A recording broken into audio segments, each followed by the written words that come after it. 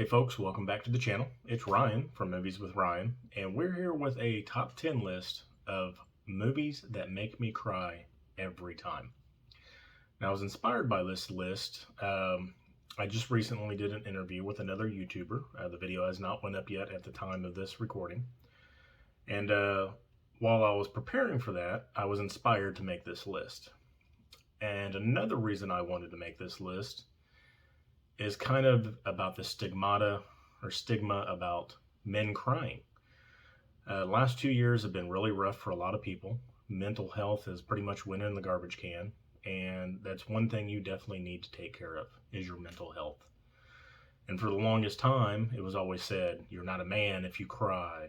If you cry, you show weakness. But I can tell you from firsthand, keeping stuff pent up inside, not crying, becomes toxic. And if people tell you that crying doesn't make you a man, makes you a less of a man, they're a bully.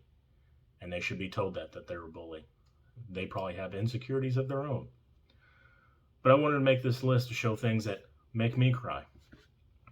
Of course, there are going to be spoilers, because I am going to go semi-in-depth whenever I do these. And there will be honorable mentions. So, let's break into my top 10 movies with honorable mentions of movies that make me cry.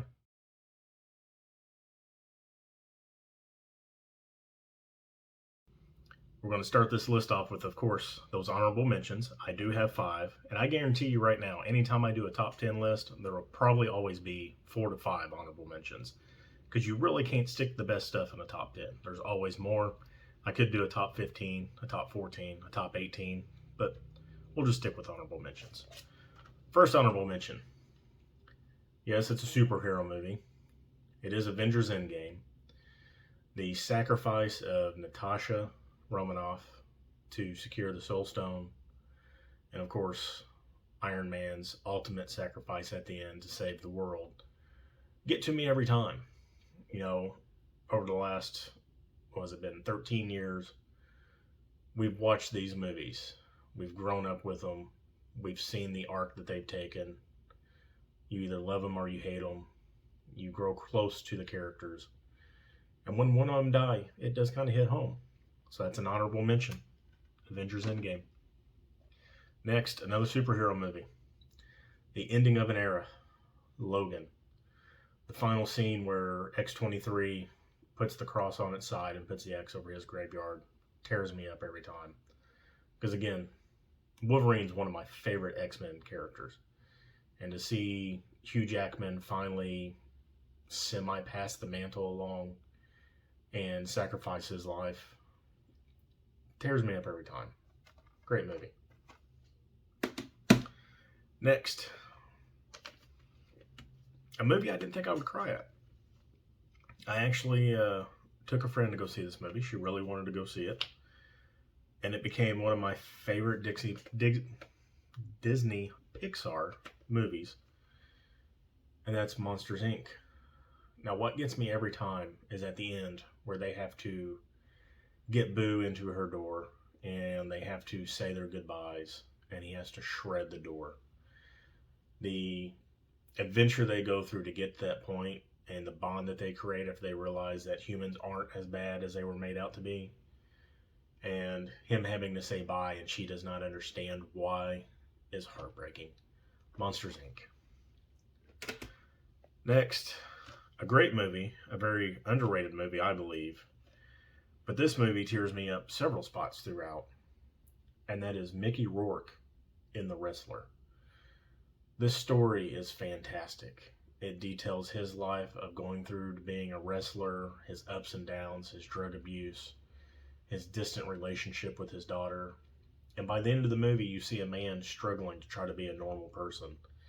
But he has to go back in the ring one more time, and it ends up ultimately killing him. And every time I watch this movie, I shed a tear. The Wrestler. And the last honorable mention, this easily probably could have been in my top 10, but this was a first time watch for me this year, and I did not expect to cry at the end, or towards the end. And that's Good Will Hunting. Of course, the scene I'm talking about is when Robin Williams' character finally breaks down Matt Damon's character walls. And he tells him it's not his fault. It's not his fault. It's not his fault. And Matt Damon just loses it because he finally understands that it isn't, that he's had this wall up the whole time and it's finally broken down. Good Will Hunting, my last honorable mention. Starting off at number 10 of movies that make me cry every time. I Am Sam. Sean Penn, Dakota Fanning, Michelle Pfeiffer dial in a great performance in this. Sean Penn plays a mentally handicapped man that has had a kid by, I believe, a prostitute. And he finds out, and he does everything he can to get her back. So he hires one of the best, most meanest lawyers around. And throughout this movie, you see a man trying to claim his life, claim his daughter, be his daughter's father. But the underlying tone of it the whole time is that your daughter in 5 to 6 years is going to be smarter than you and better than you, and you're still going to be a mentally handicapped man. And his struggles to come to grips with everything is fantastic. The acting is great, but every time, especially the court scene, when they basically degrade him, is heartbreaking. I cry every time. Number 10, I Am Sam. First watch for me this year. This was actually recommended by Tony over at Basement Blues and John over at Plaid X. They both said this was a fantastic movie. I bought it. I was not disappointed. Number 9, Beautiful Boy with Steve Carell and Timothy Chalamet. I'll get his name right this time. I like Steve Carell in non-comedic roles. His dramatic roles are fantastic. But this is basically the story of a father dealing with his son's drug abuse and how it rips the family apart. And by the end of the movie, he gives up on him. He literally turns his back on him, which I could only imagine would be probably one of the hardest things you could do as a father. This movie's rough, it's real, it's raw, well acted, and when he finally makes the decision to turn his back, gets me every time. I cry. Number 9, Beautiful Boy. Number 8, based on a true story of Chris Gardner, The Pursuit of Happiness. Will Smith is a salesman that's down on his luck. His girlfriend runs out on him. He's left with his 5-year-old kid, and he's pretty much homeless. He wins an internship at a stockbroker company, and he's trying his dangest to get a job there. The struggles he goes through to support himself, his child, and get this job is rough. The part that always gets me is the bathroom scene where he finally gets into a bathroom just so him and his son will have some place to sleep, and somebody's just banging on the door, and he loses it. He just wants to be left alone so he can have a moment's peace. And of course the ending, when he finally does get the internship and the paid job, he achieves it. You can see it on his face that it was the greatest moment. This movie always gets me every time. Anything with kids will always get me, but Pursuit of Happiness. Number 7 on my movies that make me cry. A movie that I kind of have a hard time watching sometimes just because of the subject matter. But this is probably one of Adam Sandler's best performances, and that is Reign Over Me. If you've never seen this movie, he is a widower. His wife and kids were killed during 9/11. They were in the plane that crashed into one of the towers. And he becomes a recluse. Has nothing to do with the outside world. Sits inside, plays video games all day. John Cheadle is an old friend of his from school, runs into him one day, tries to break into that shell. Overall, this is a great movie. Great storytelling on it. It really shows the mental anguish people went through after 9/11. The scene that always gets me is in the court when the in-laws try to get control of his estate. and they tell him that he doesn't love them, and he has a complete high-speed come apart and starts talking about how he sees their faces everywhere and that he is on the brink of just complete destruction. Gets me every time. Again, the subject matter of 9/11 is touching in this. Adam Sandler's performance is fantastic in this. I cry every time. Coming in at number 6, Manchester by the Sea. Probably one of my favorite Casey Affleck performances. Of course, Michelle Williams does a great job. This is basically his brother dies. He gains custody of a 16-year-old nephew, and he basically wants nothing to do with him. He doesn't want the responsibility. So he's trying to basically get rid of him. And throughout, he's struggling with drinking or alcohol abuse. There we go. And also dealing with his ex, played by Michelle Williams. And towards the 3/4 of the end of the movie, you find out why everything has went to crap for his character. He stumbled out, went to the liquor store drunk. While he was gone, he accidentally had set fire to his house and killed everybody in the house, with the exception of her. It's heart-wrenching. It's depressing. It really shows a man that has issues, that doesn't know how to deal with them. He doesn't get the proper help. And through a series of events that are tragic, he has a hard time dealing with anybody or anything. Manchester by the Sea. One of my favorites that always make me cry. Coming at number 5, the good old Disney standby, Up. The first 10-15 minutes of the opening of this movie, where they show them going through life, growing old, find out they can't have kids, and then she dies to leave him alone with nothing except for the house, is heart-wrenching. It's a gut punch, and I cry every time. There's not much more I can say about this movie, so number 5, Up, gets me every time. Almost at the top 3 here, but number 4 was a first-time watch for me not too long ago, and I highly recommend everybody needs to watch this movie. And that is Rudderless, with Billy Crudup and Anton Yelchin. So this story is very sad. He's estranged from his wife.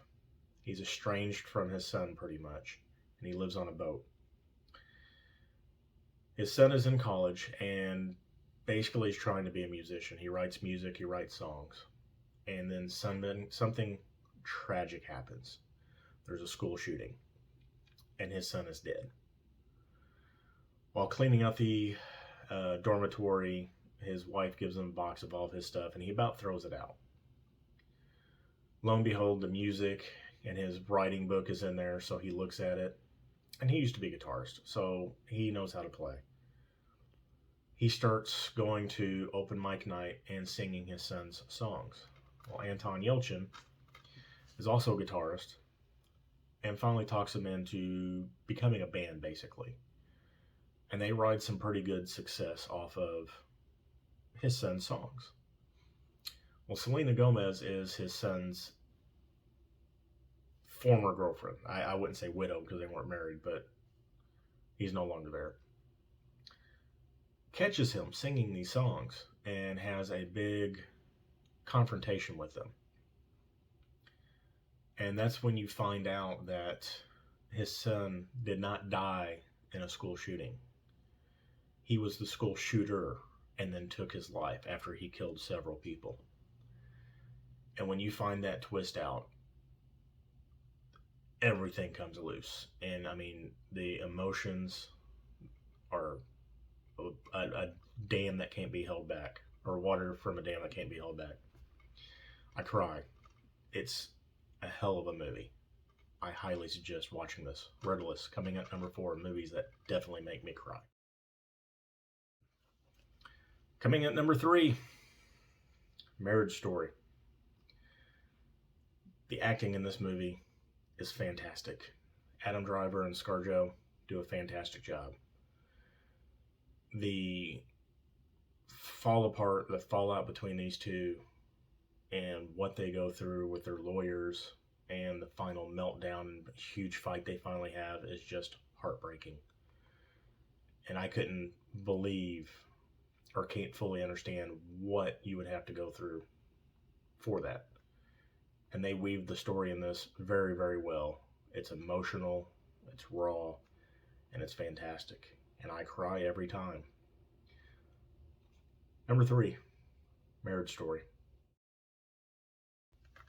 Coming in at number 2, 50-50. Highly relatable movie. Mid-20s guy with his good friend. They work at the same place. He runs everywhere. He's healthy. He doesn't drive. You think everything's going good for the guy. Come to find out, he's got a very aggressive back cancer that's eating into his spine. And everything falls apart. His girlfriend cheats on him. He has to go to therapy. He's got to go to chemo. Out of the 2 guys that he hangs out with at chemo all the time, one of them ends up passing away. But the part that gets me the most in this movie, that is so relatable, and I think everybody should watch this movie. They've had a long night, and Joseph Gordon-Levitt wants to drive Seth Rogen's car.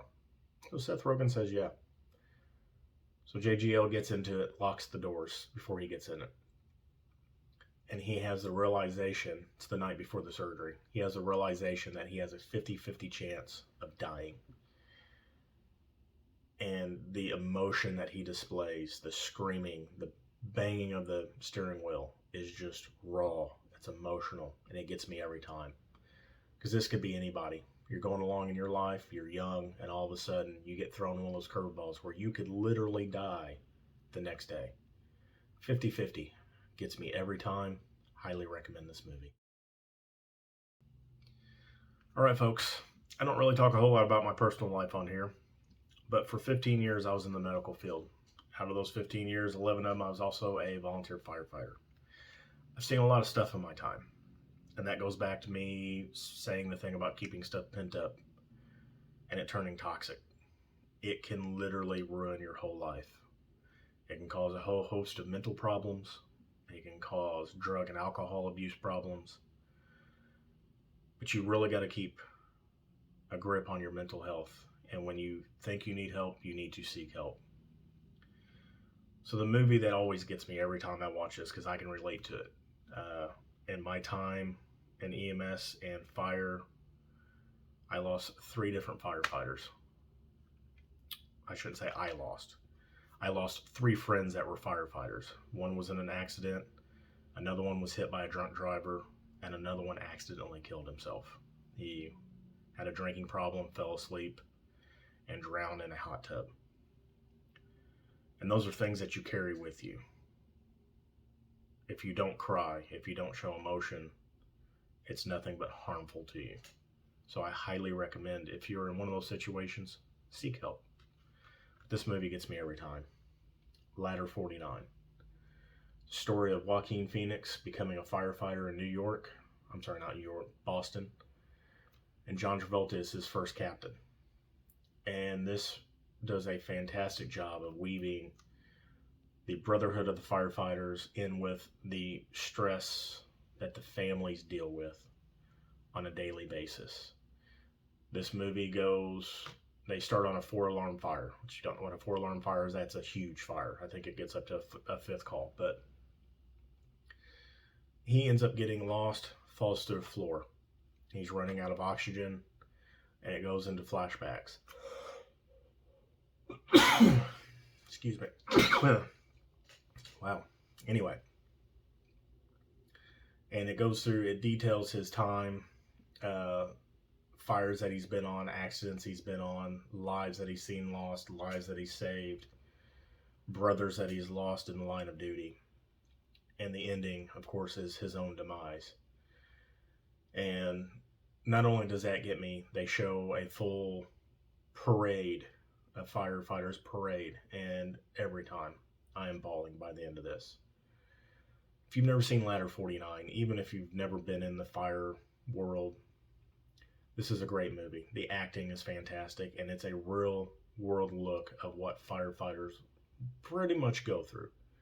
Like I said, it really balances the good line between family and work. Fantastic movie.